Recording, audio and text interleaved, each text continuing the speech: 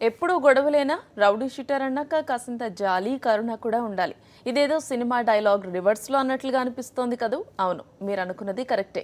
చరిత్రలో చెడ్డవాడిగా మిగిలిపోయే బదులు చరిత్రలో కాస్త చెత్త ఏరివేస్తే బాగుంటుందని ఫిక్స్ అయ్యారు. స్వచ్ఛ హైదరాబాద్లో తమ వంతు పాత్ర పోషిస్తున్నారు.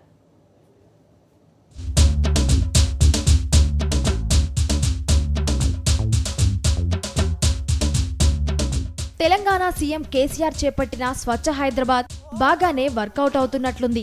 ప్రజలు, పోలీసులే కాదు, ఏకంగా రౌడీ షీటర్లు కూడా క్లీన్ అండ్ గ్రీన్ అంటున్నారు. పలుగు పారా పట్టుకుని పరిసరాలను శుభ్రపరుస్తున్నారు.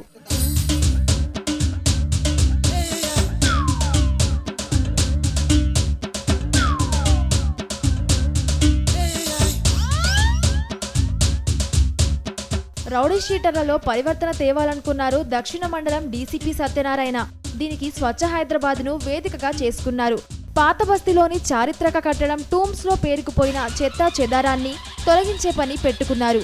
సౌత్ జోన్ పరిధిలోని 18 పోలీస్ స్టేషన్ పరిధిలోని సుమారు 400 మంది రౌడీ షీటర్లను ఇందులో పాలు పంచుకునేలా చేశారు.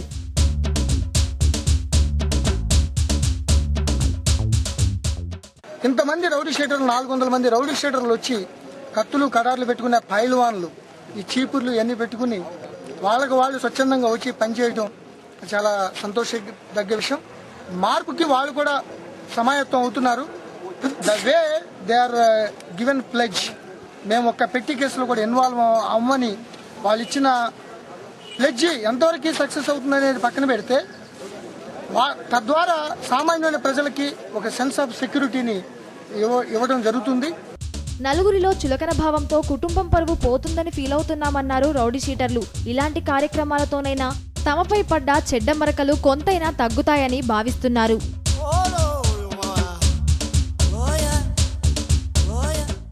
2007లో మాకు రౌడీ షీట్ ఓపెన్ అయింది. అప్పుడు వాళ్ళ నుంచి మాకు చాలా లైఫ్లో చాలా ప్రాబ్లమ్స్ వచ్చింది. కోర్టుకి, పిఎస్కి, సిసిఎస్కి ఇదే మాకు తిరుగుతుంది. అంతే తిరిగితే నాకు చాలా పరేషాన్ అయిపోయినా. నేను అందరినీ రౌడీ షీట్ తీసేసినారు. తీసిన తర్వాత ఇప్పుడు మాకు చాలా హ్యాపీగా లైఫ్ నడుస్తుంది.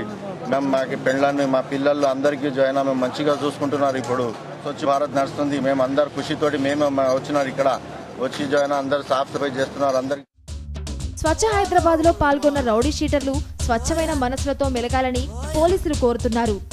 సాక్షి న్యూస్, హైదరాబాద్.